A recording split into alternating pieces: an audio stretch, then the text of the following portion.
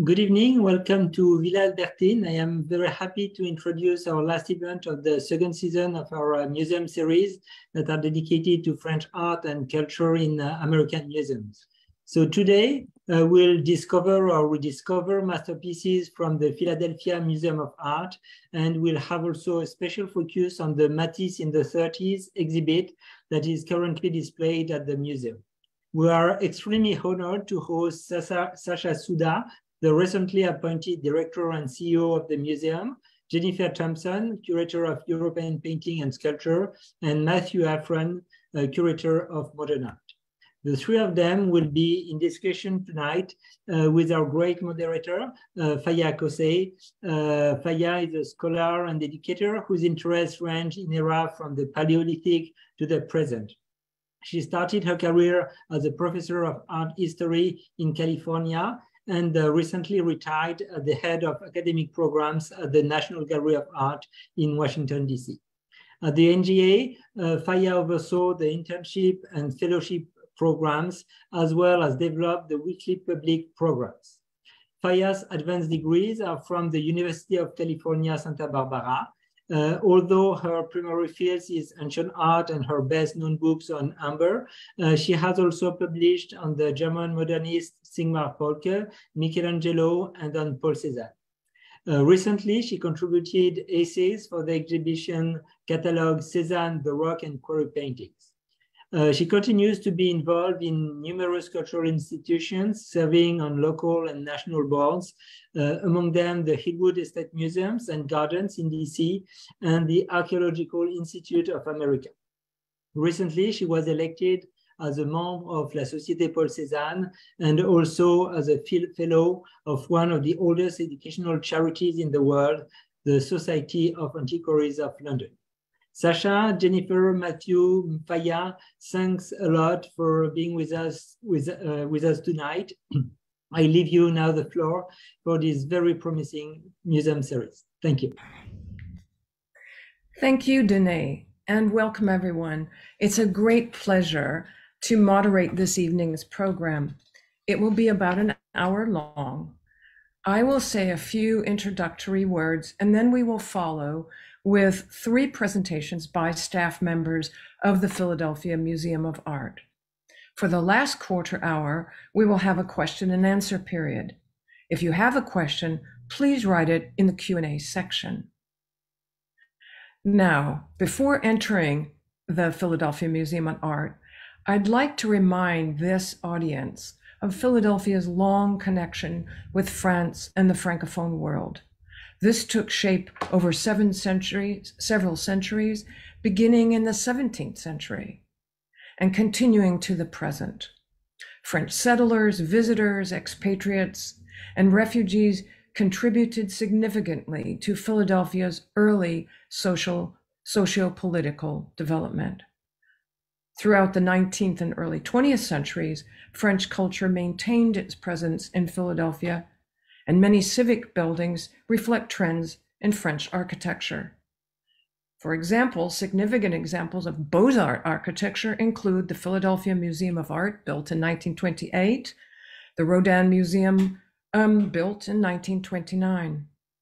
And turning to paintings, French Impressionism captivated the enthusiasm of artists and collectors in the Delaware Valley, already beginning when Impressionism was in its early years.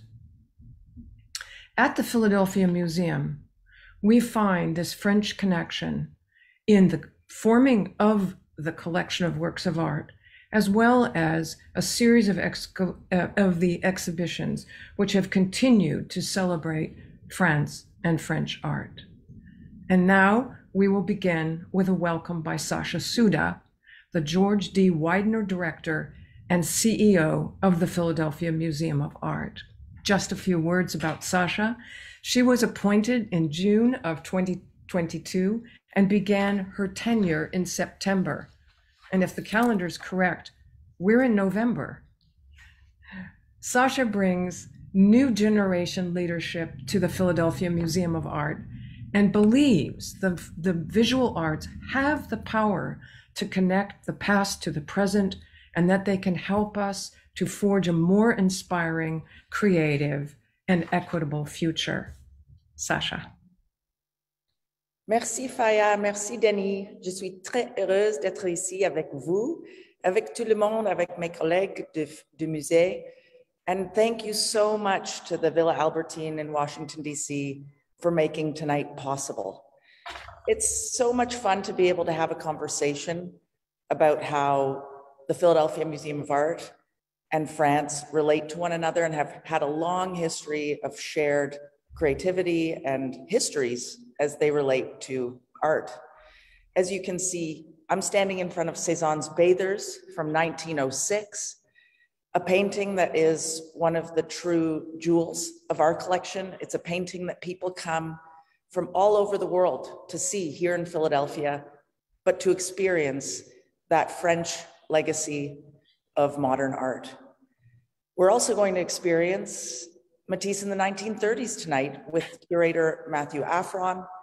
And what's fun is that that show, which is about the 1930s and Matisse's very important moment in Philadelphia at that time, is also the time in which this painting was acquired here in Philadelphia. So the importance of those interconnections persists throughout the building, as this work was acquired in 1937.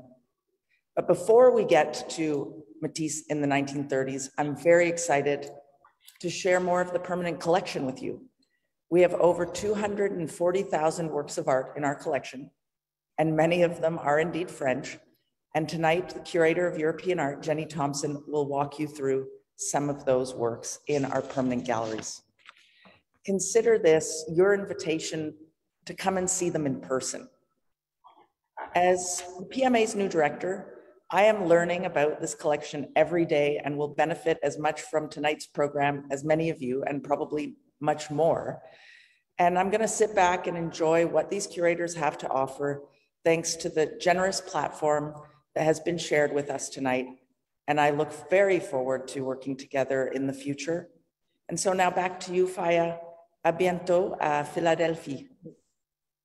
Merci.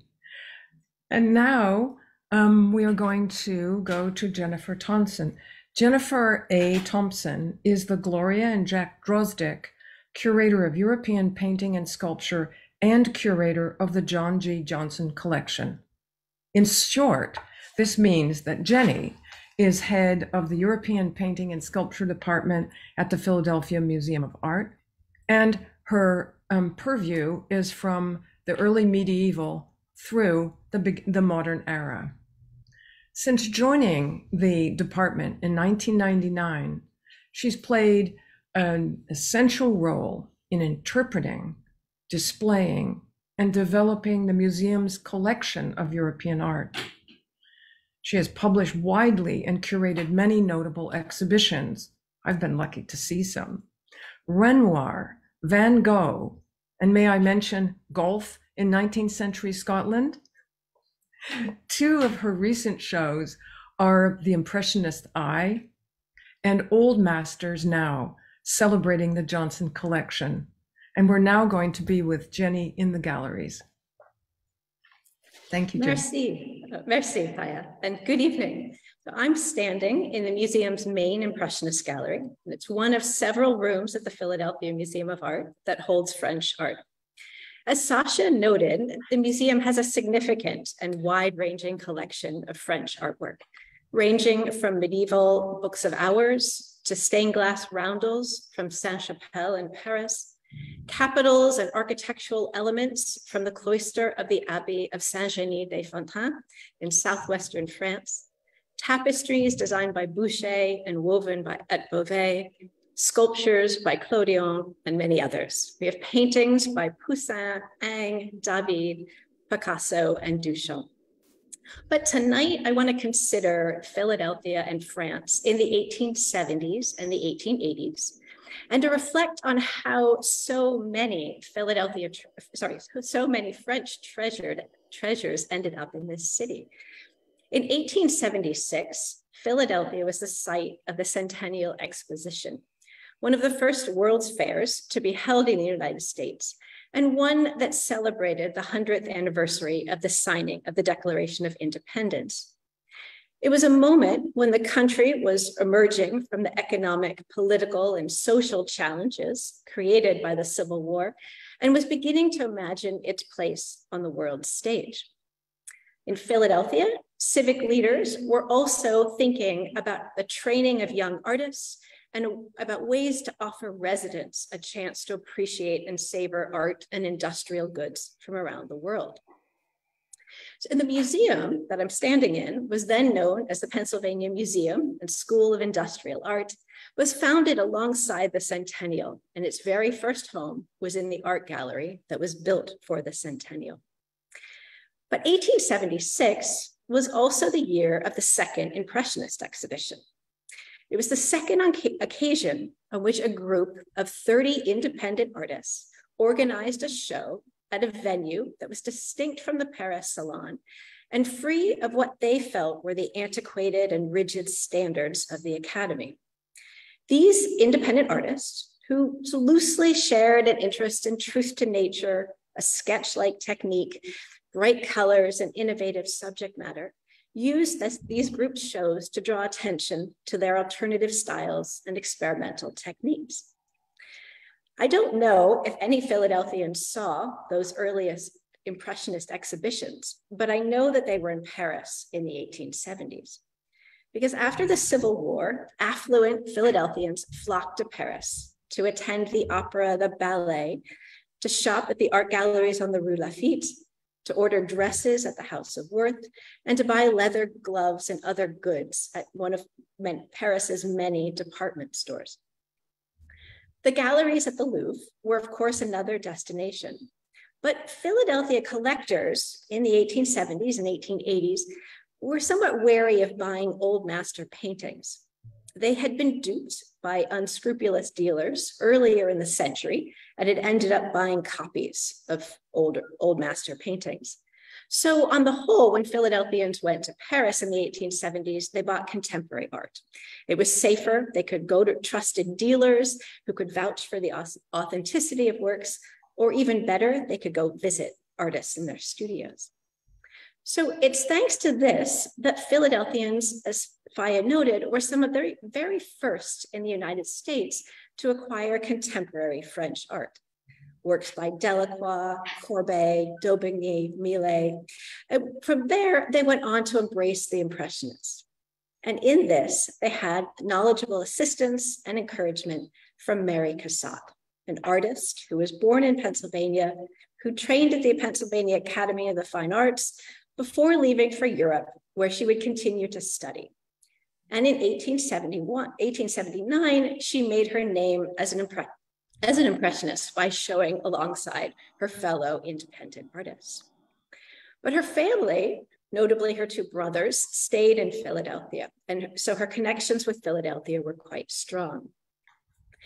She, in 1882, began to buy some Impressionist works by Monet, Degas, and Pissarro for her brother Alexander, who had just added a wing to his house in Haverford. Her parents worried about what Philadelphians would think of this eccentric new style of painting. We aren't quite sure what her fellow Philadelphians thought, but we do know that several other executives and businessmen in Philadelphia started to buy their own paintings by Monet. And I suspect that Mary Cassatt was integral to this effort. Because as she said, I'm always trying to send good pictures home. You might just see over my shoulder a painting by Cassatt that depicts her older brother, Alexander, who'd acquired these eccentric works. He was a businessman who was vice president of the Pennsylvania Railroad, which was then one of the largest corporations in the world. But he took the opportunity of the holidays around Christmas and New Year's in December 1884 to travel to Paris to visit his sisters, Mary and Lydia, and his parents, all of whom were living in Paris at the time. And during that visit, Alexander agreed to have his younger sister paint his portrait. He thought it would give him a nice opportunity to sit in company with his mother and his sister for a number of hours. And he thought perhaps his young son, 11-year-old Robert, wouldn't have to sit very often, and could also be in this portrait. As it turned out, 11-year-old Robert apparently squirmed like a flea and had to, Mary essentially painted him in fleeting moments when he joined the picture. Yet I think hope you can see, even in the distance that you're seeing this work on my screen, that Causey has grounded father and son in this picture by merging their dark suits into a single striking silhouette. And she gives both father and son a piercing glance and reddened cheeks, further sort of building on this sense of resemblance. And one of the interesting things I find about this painting is that while she is known for her paintings of mothers and children and thinking about maternity and raising children, here she explores fatherhood, and she shows her brother, a very powerful businessman, engaging in being with his son, making this trip with his son and sitting for a portrait with him. I'm just going to move a little bit, but on my other side is another artist with a long artistic legacy in Philadelphia, and that is Auguste Rodin. The very first sculptures by Rodin that were seen in the United States were shown at the Centennial in 1876. There were 8 of them. They were shown in the Belgium display because Rodin at that time was living in Belgium. They seem to have gone completely unnoticed in the newspapers, which is somewhat ironic because, of course, today, Philadelphia is home to a dedicated Rodin museum. But by 1900, Rodin was internationally known and widely recognized. And that was the year that this marble behind me, named Thought, was commissioned for the Philadelphia collector and lawyer, John G. Johnson. When this marble arrived in Philadelphia, a year later in 1901, Johnson, who was normally a fairly taciturn man, wrote poetically to Rodin, "Your lovely marble has at last arrived and fascinates me. You have made that coldest of all things, marble, warm with life. I hope it will long dream in its present surroundings, surrounded by paintings of the masters of the old and the new art."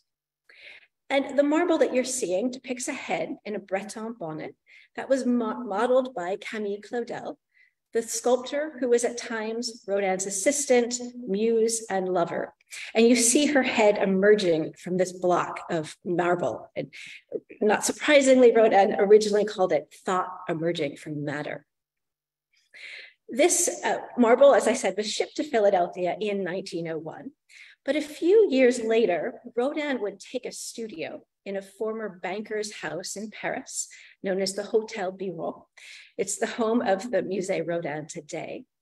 And from 1905 to 1911, a number of other artists and performers would join him in studios at the Hotel Bureau. Among them was Isadora Duncan and Henri Matisse. And Matisse would later describe the lessons he learned from Rodin in the years that they had studios side by side in this building. And that, I think, provides us with a nice opportunity to leap ahead about 30 years and to think about Matisse in the 1930s. And so I'm going to pass the virtual microphone back to Faya, who can introduce the next part of our program this evening. Thank you. Jenny, thank you so much. Oh, wonderful. Well, we are now indeed going to go to Matisse in the 1930s, and I will be introducing Matthew Affron, who will come on the screen any moment. There he is. Matthew Affron is the Muriel and Philip Berman Curator of Modern Art. Since coming to the Philadelphia Museum of Art in 2013, he has curated a number of significant exhibitions, the most recent of which is the one we'll hear about today. It is in Philadelphia until January 29th, so you still have time. It will then travel on to the Musée de l'Orangerie in Paris and the Musée Matisse in Nice. Talking about Matthew Moore a little bit, I'd like to mention another multi-venue show he recently curated, The Essential Duchamp. After Philadelphia, it too traveled to Tokyo, Seoul, and Sydney.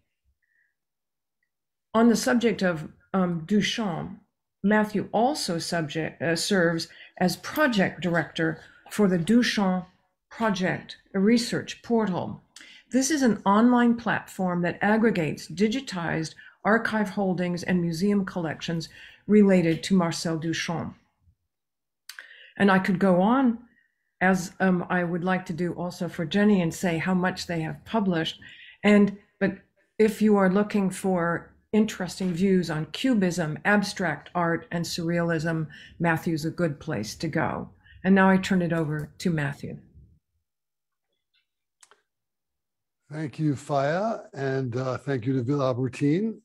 And hello to everyone who is watching this program on various screens. Glad to have you with us.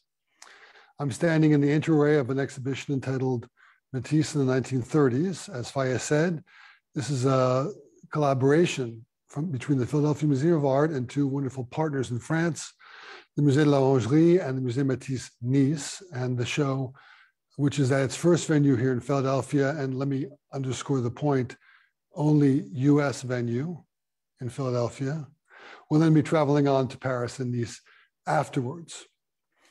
This has been a long collaboration and a very fruitful one, which has produced an exhibition with about 140 works of art across the range of mediums and materials in which Matisse worked in that decade. I'm talking about paintings both in mural and easel formats, prints, drawings, bronzes, artist books.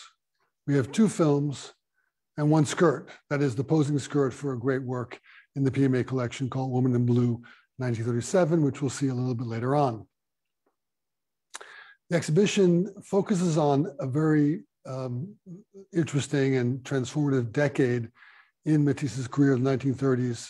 Transformative how? It's a decade in which he reconsidered his favorite subjects, which he thought deeply about his processes, and he found new ways also to express his methods in his works. So I'm going to take about 20 minutes to give you some highlights of the exhibition. I'm going to move across the room here into the first gallery of the show.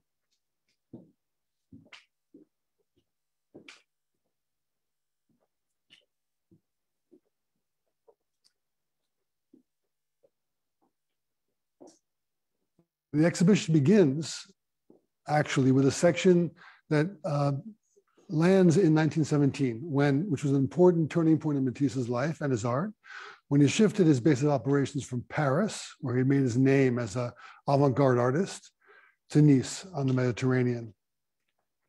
For about 10 years, really roughly the 1920s, Matisse focused on the interiors where he lived and worked as laboratories where he could study the action of the soft Mediterranean light on the furnishings, on the wallpapers, on the rugs, on the objects, and on the forms of the hired female models whom we painted in daily sessions. Good example is the picture next to me, entitled The Moorish Screen, painted in 1921, and a great work in the Philadelphia Museum of Art's collection.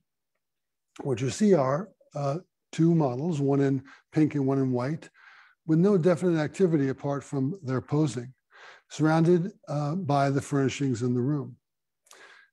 I think it's interesting, the tension between the effect of a certain kind of 3-dimensionality of space and a certain kind of modeling in the figures, and a pervasive flatness, which you see as you look at the picture. What do I mean?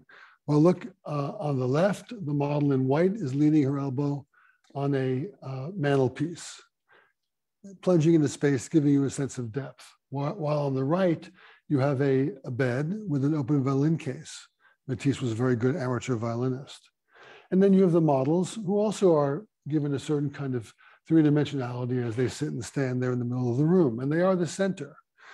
But we don't really focus on them only because our attention keeps on being diverted to what's around them. And that is a kind of explosion of color and pattern in the floor coverings, the wall coverings, and the 2-paneled screen, which is actually an appliqué cloth on the wooden frame, the Moorish screen that gives the picture its title, which Matisse had in his studio, in which he moved around in the backgrounds of various works. Matisse was a great collector of Moorish North African objects, and he liked to borrow their patterns to inject a jolt of life into his paintings. Let's keep moving.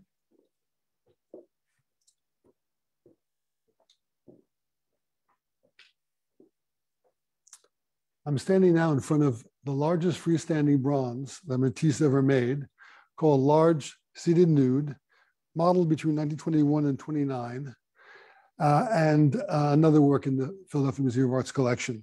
We just heard Jenny Thompson talking about the connection between Rodin and Matisse. And this is an example of that kind of connection, a picture with a highly worked surface, highly expressive, sorry, a sculpture with a highly expressive surface. Matisse got that way of working in part from Rodin, and he used it in order to focus you on the material reality of the sculpture and to focus you also on your experience of looking at its highly worked surfaces. This sculpture also owes a lot to Michelangelo and has a sense of monumentality, which tells us that as the 20s wore on, Matisse became a bit more impatient with the intimate, small scale, soft, somewhat quiet effect of pictures like the Moorish screen that we were looking at a moment ago, and was itching to work more monumentally, larger scale. In fact, as the 20s ended, just around the time that he finished the sculpture, he really came to a crossroads. He fell into a bit of a painter's block. He made very few easel pictures for a couple of years before and after 1930, and so emphasized other mediums like bronze sculpture and also printmaking as he pondered what his next move might be. And that takes us to the subject of the next section of the exhibition.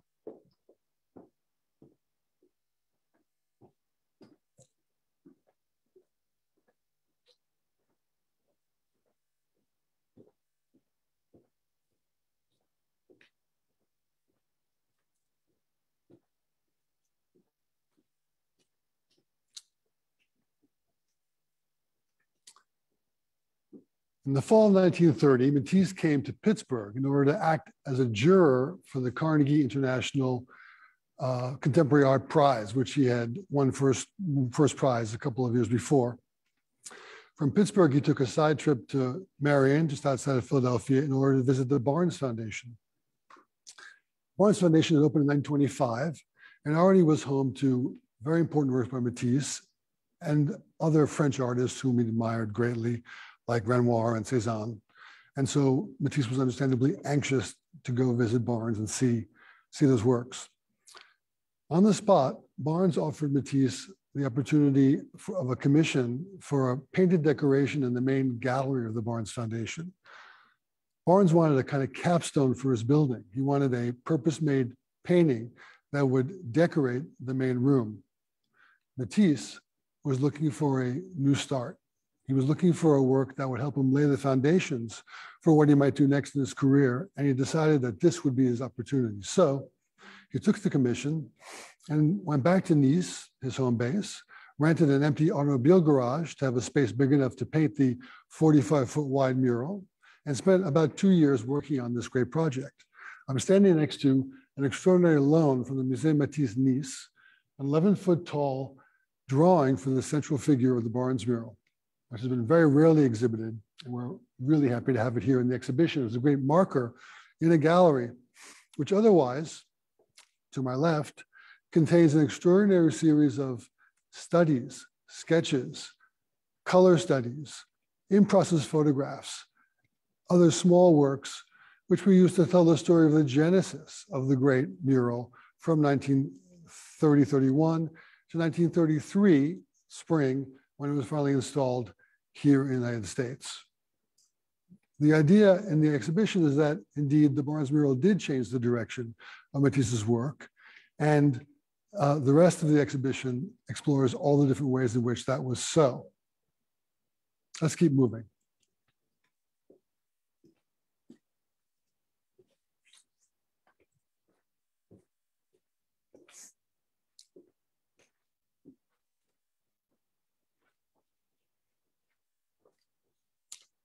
We're standing now in the third gallery of the exhibition, which is a great assembly of paintings and drawings that Matisse made around 1935 and 1936, all on the subject of the female nude.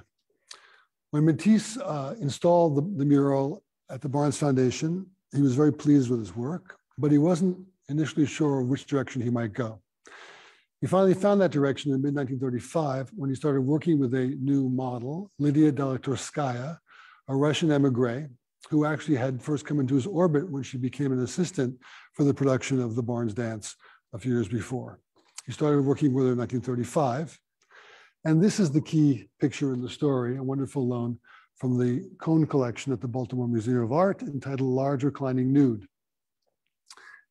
The Barnes mural changed Matisse's art by pushing him towards a style of larger, bolder, simpler forms, which seemed to expand in the frame and really push outward. He believed that easel painting needed to not be self-enclosed, but be expansive and to bond with the architecture around it. When he finally returned to easel painting, with pictures like this one, he applied the same principles, even at that small scale. And what you have is a picture that began with a fairly conventional subject of a female nude on a couch with a bouquet and a wall plunging on a diagonal behind her. And after 6 months of work, ended up with a composition which takes extraordinary liberties with that subject, which molds and changes the body so that it becomes a form that overtakes the whole composition and indeed seems to push out. Note that the feet and one of the hands are off the frame and occupies the entire composition, leaving the negative spaces and the colors and the patterns of the few things around her to interact with the body. Matisse had found a way of taking a subject that had been his subject beforehand and expressing it in a new style. And that's what this section of the exhibition explores. Let's keep moving to the next gallery.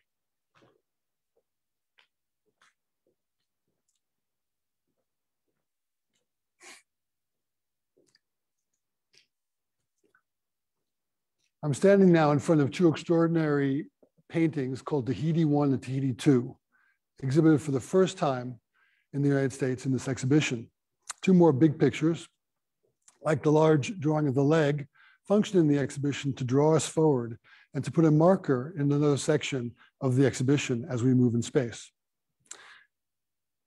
I just finished talking about a gallery which describes how Matisse returned to easel painting after the transformative experience of the Barnes mural. The next question is fairly obvious. If the mural was so important for Matisse, did he just drop the idea of working at larger than easel format, architecturally oriented formats? The answer is no. 1935, a decorative arts entrepreneur named Marie Coutoli came to Matisse with the proposition of a commission, not for a painted mural like the Barnes, but for a cartoon or full-scale model for a tapestry that she might then bring to a workshop in France and have turned into a silicon wool hanging by weavers.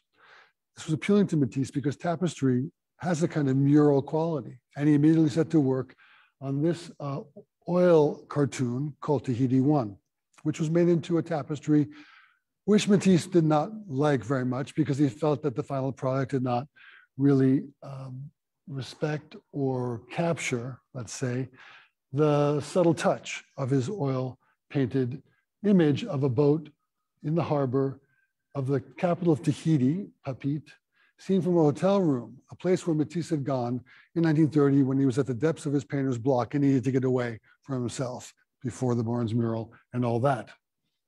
So Matisse felt this was in part a failure. His reaction, characteristic, was to then revisit the same subject in a second version, Tahiti 2, painted in the ostensibly friendlier, because flatter, crisper, more tapestry-friendly style, more tapestry-friendly medium of gouache or opaque watercolor. And it's fascinating to look at how these two versions are both similar and different. The second one being somewhat simpler, somewhat bolder, and somewhat more concise in its appearance. After he finished these works, he showed them at the gallery of his Paris dealer one time and then brought them into his studio where they became important as experiments for Matisse's own contemplation. They also started popping up in the backgrounds of further pictures, and that's the subject of the next section of the exhibition.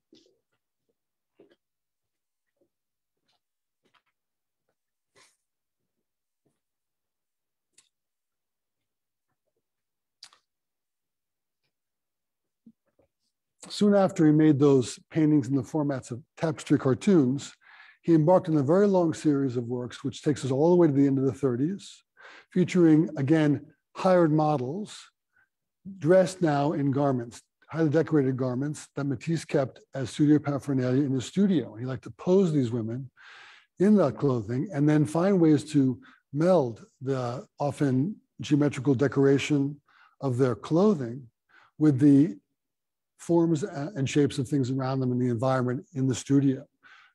These could be bouquets, they could be works of art, or they could be the leaves of the large tropical plants that started to fill up his studio in the manner of a winter garden.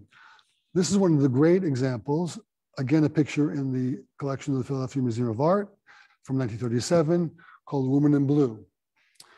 The model is Lydia Delacturskaya, Matisse's main model in the period. She's wearing a jacket and a matching skirt in blue with a frill. Lydia Delacturskaya actually fabricated the skirt as a posing skirt at Matisse's request.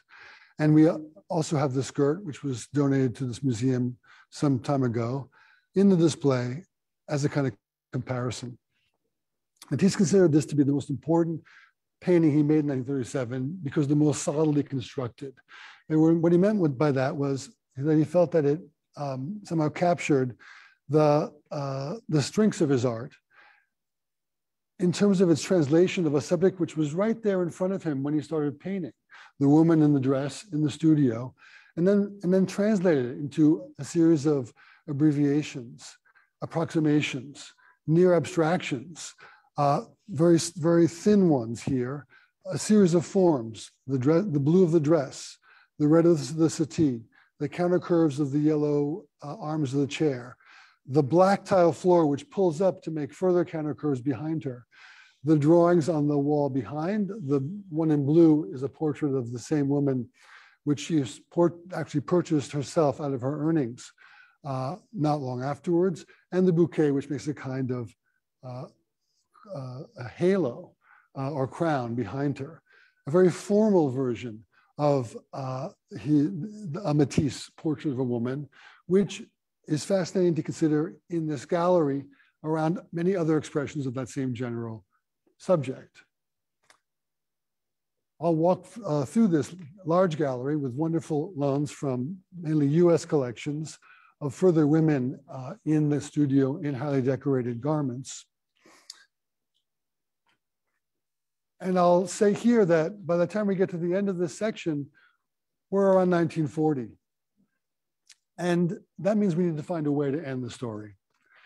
We end the story with two small galleries, which are meant to both refer back to earlier moments in the exhibition and take us towards its conclusion.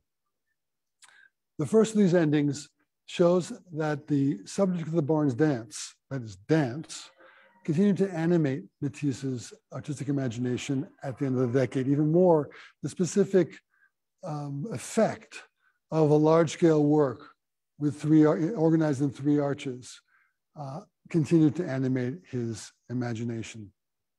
In 1937, Matisse embarked on a collaboration with the Ballet Russe de Monte Carlo in Monaco, not far from Nice, a modern dance company which had a long track record of doing collaborations with painters, such as Matisse, who would often make scene backdrops and costumes for new dances choreographed by the artistic directors of the troupe.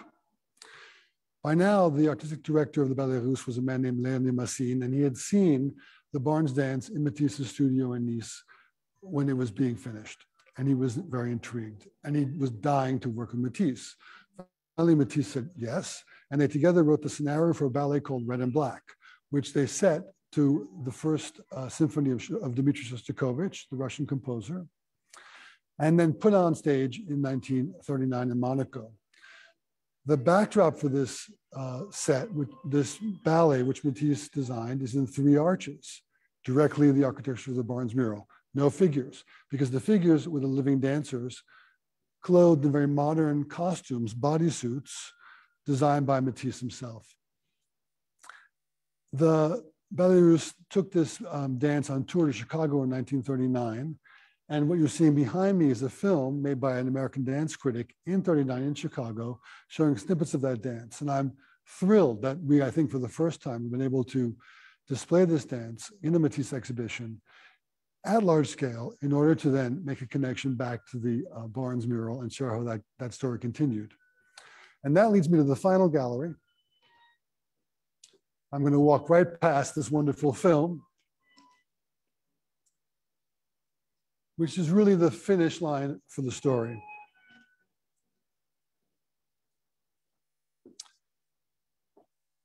We're now during World War II.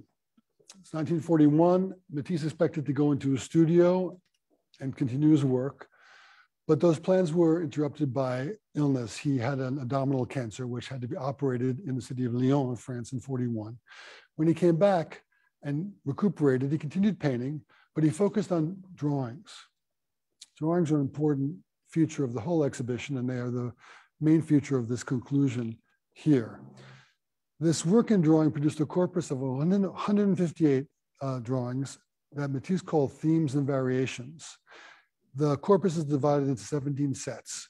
This is one of the sets on loan as a great loan from the museum in Lyon. The whole set, which Matisse actually donated to that museum soon after he made the works, I think because he wanted to keep the drawings together. The idea of the themes and variations is that they begin with one of Matisse's, in this case, one of Matisse's favorite subjects, a woman in a chair, with a charcoal drawing, which he used to get to know the subject. And then it continued with 5 variations, not so much on the woman in the chair, but on the first drawing, on the matrix drawing. And each one shows another view onto the same subject. And Matisse keeps going in these works until he feels that his inspiration has been exhausted. These drawings have a kind of casual look, but they were important to Matisse. Indeed, he had them published in a book during the depths of the war in order to make, I think, a kind of explanation or even a testament to his artistic method. And that's why I think these drawings are important as the conclusion for an exhibition called Matisse in the 1930s, because they show Matisse expressing something about his method as the 30s turn to the 40s. And what we learn is that it's a lesson that we've learned throughout the entire exhibition, which is that Matisse is an artist very self-conscious about the way he works and very interested in finding ways to expose his working method to his audience in the materials of the work itself. And there we are. Thank you very much at the end of the walkthrough. Matthew, thank you so much. 20 minutes, and you really did a marvelous tour. We have a number of questions specifically about Matisse. And I think if we can get you near a microphone, we can ask you the questions. There you are. Not off duty yet, Matthew. Thank you so much for that. And Jenny, too. I feel as if we are fully immersed. We've had a number of questions specifically about the Matisse exhibition. And one of them is specifically about how long does it take to prepare an exhibition like this? And I think we could ask the same question from Jenny, from some of hers as well, but we'll start with you, Matthew. How long? I think it's like many fingers, if I'm not, of years, right? This exhibition took about 5 years from the first idea, the first conversation between me and Cécile Debray, who was then the director of the Orangerie, now the director of the Musée Picasso in Paris, and Claudine Gramont, the director of the Musée Matisse in Nice. 5 years is not unusual, but of course we did have a pandemic in the middle, so I guess I'm particularly proud of our work because there was an extra level of difficulty. Wow. And we have some very specific questions. I'll just ask another one of Matthew. Are there any of his, I'm reading from the sent in questions. Are there any of his later cut paper works from when he could no longer paint? The colors of the work are so bright, vibrant, as if they had just been painted. That's a very interesting question. There's a lot in it. And so I will say, yes, cut paper, we think of it because it was a procedure that Matisse actually started using when he was designing the Barnes mural back in 1931 as an expedient to help him design the composition at a very large scale. It's interesting that when he started working on the Red and Black ballet in 37 and 38, he made some studies of dancers using cut papers. The medium was not yet a full-blown medium for him at this stage, as it would be in the 40s and 50s. And when he produced those wonderful, sometimes very large-scale cut paper works, I don't think he knew he was going to get there yet in the days that we're talking about in this exhibition.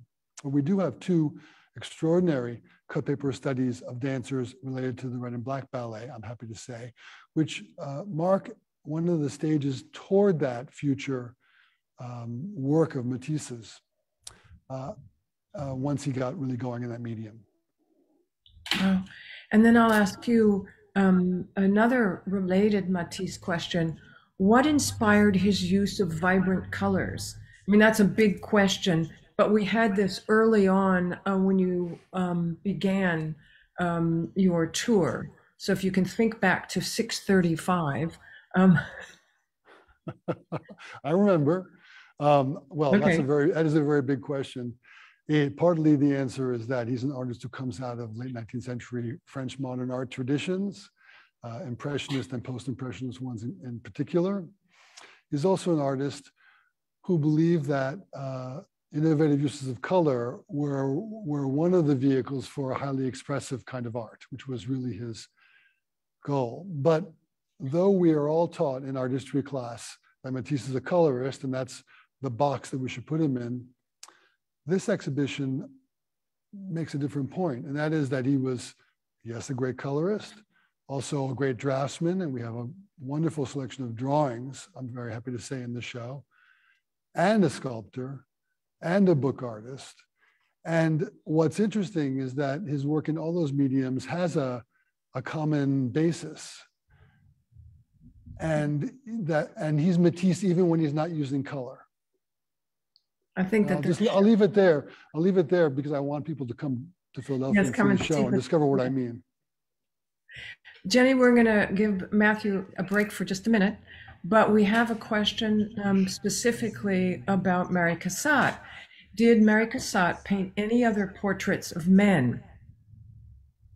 Oh, that's a great question. And it's true that the portrait that we have in this collection is quite unusual because she is depicting, so actually to her brother and her nephew.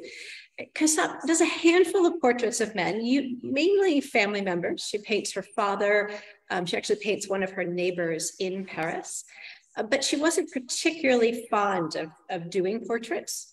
In fact, her mother early in her career had suggested that Cassatt could just become a very good portrait painter in Philadelphia.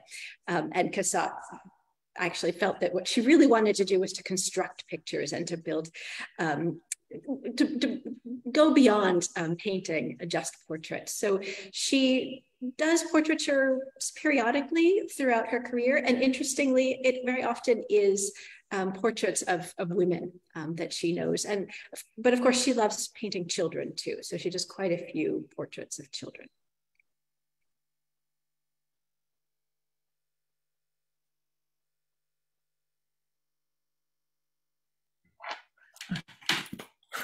I'm talking now.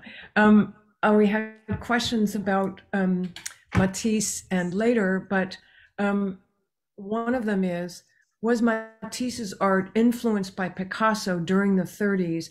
And did Matisse influence Picasso? Well, that's a dissertation, but I know, Matthew, that you can help us. Well, it's a big question, and there have been some wonderful exhibitions tracing that and answering it, the simplest answer is yes. They, of course, knew each other. They were friendly rivals. They collected each other's work. Actually, the final picture in this exhibition, Matisse in the 1930s, comes from the Musée Picasso, and it's a picture that was a trade. That is, Picasso selected that Matisse for his collection and Matisse vice versa. And this is a thing that they did repeatedly. They certainly saw each other as very, very important reference points. And if you think about some of Matisse's pictures of the 30s of women in interiors, women in chairs, nudes in chairs, and so forth, that's a clue that there's a dialogue going on. But as Faya says, that's a huge question. But the answer is yes. I'm going to, we go back on, two Mary Cassatt questions, but the first one is, who were the chief collectors in Philadelphia thanks to Mary Cassatt? I'll start that, and then Matthew, you can chime in too. So thanks to Mary Cassatt, there are a number of Philadelphia collectors who are acquiring Impressionism. Namely, we have Frank and Anne Thompson. Thompson without a P, but Frank Thompson was a fellow vice president at the Pennsylvania Railroad. So a very good friend and colleague of Cassatt's brother, Alexander. Lawyer for the Pennsylvania Railroad was John G. Johnson. So a great old master painting collector who also, I think, I can only imagine that these gentlemen were sitting around after drink and admiring the pictures on Alexander Cassatt's walls. I think, interestingly, Cassatt's interest in kind of advocacy for collecting works by American collectors really extended through the Impressionists and the Post-Impressionists. And she sort of got as far as Cezanne. And then she kind of struggled to build some excitement and understanding of what Matisse was doing. And I don't know, Matthew, if you just want to jump in and say a word or two about how it was sometimes hard for Impressionist collectors to fully make a leap into Matisse. Well, Jenny, I think that's probably right. The history of collecting the art of Matisse's time in Philadelphia is really bound up with people who got the bug in the 20th century. Of course, the most well-known Matisse collector in Philadelphia was Barnes, who ultimately acquired 59 Matisses. But the patronage and appreciation of Matisse and modern art more generally in Philadelphia really was a tale of more than one institution, because you had the Philadelphia Museum of Art from 1928 and its important circle of friends who were collectors. I think we need to mention Samuel Stockton White, who posed for Rodin in his youth and who married a woman named Vera White, who was a painter in the circle of modern painters around the Pennsylvania Academy in the teens and 20s, I think. They were important collectors of Matisse. When this building opened and we had our inaugural exhibition at the PMA, there were 2 Matisses in the show from the White's collection. And ultimately they were donated to this museum. And then we would have to add people like Sturgis Ingersoll, who was a major figure at the museum, Henry McElhaney, who was a curator and collector, and others like Albert Gallatin and the Arensbergs, who around 1950 gave their collections and really put this museum on the map for modern art for good.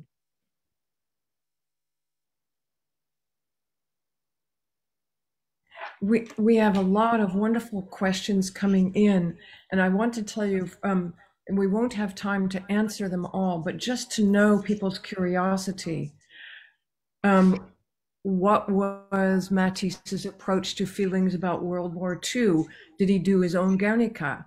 We had a question about how did the worldwide depression of the 1930s affect his work?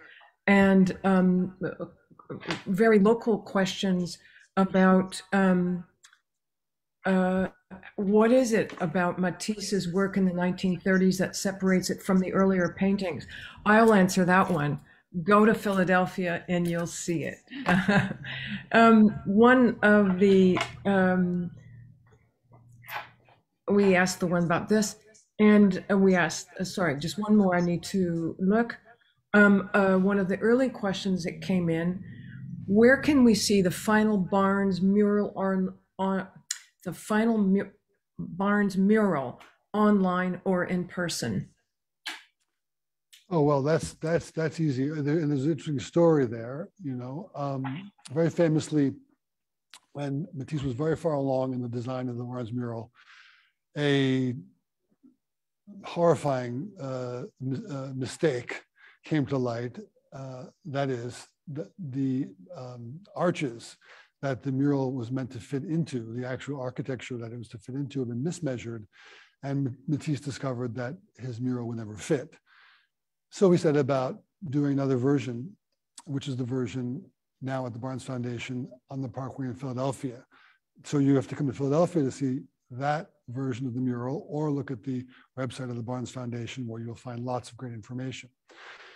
There's another part to the story, which is that when he came back from installing the mural at the Barnes Foundation in the spring of 1933, Matisse went back to his original mismeasured design and completed another version, that version of the mural, and then shopped it around, and then sold it to the city of Paris, which ultimately installed it at the Modern Art Museum of the city of Paris, where it is today, along with the unfinished matrix. So actually there are two versions at the Musée des Modernes de Paris and one version in Philadelphia, and you can look at any number of wonderful publications or the websites of those museums to see and compare those wonderful decorative paintings.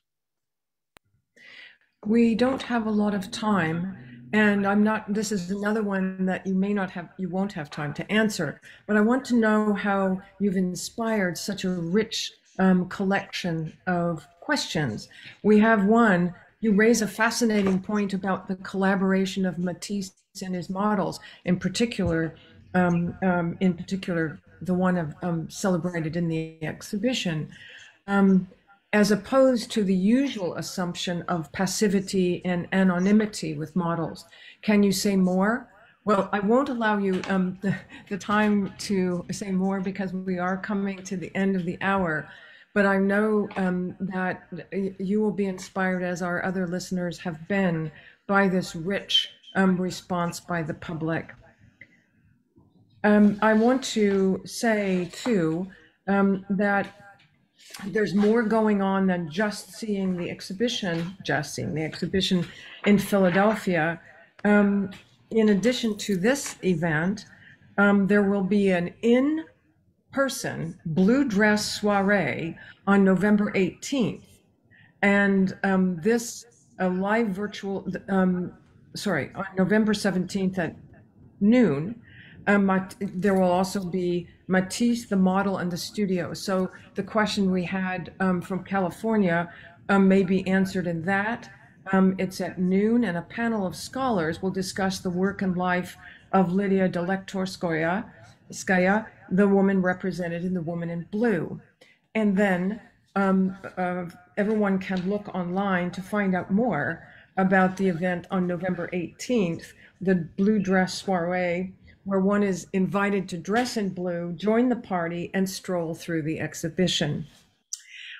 We've come to the end, I'm very sorry to say, but I would like also to mention that we have so many thanks that we owe you, Director Suda, Jenny, Matthew, but we'd also like to thank the people behind the scenes who made this happen. At the French Embassy, Denis Canel, the cultural attaché who you saw, and Laura Bauda, deputy cultural attaché. And in Philadelphia, 5 key behind the scenes staff, that is Norman Keyes, Laura Coogan, Stephen Keever, Frank Galavis, and Amanda Hale. And we all want to thank you for this wonderful exhibition, the wonderful permanent collection, and this invitation to come to Philadelphia, to the Philadelphia Museum of Art. Thank you very much.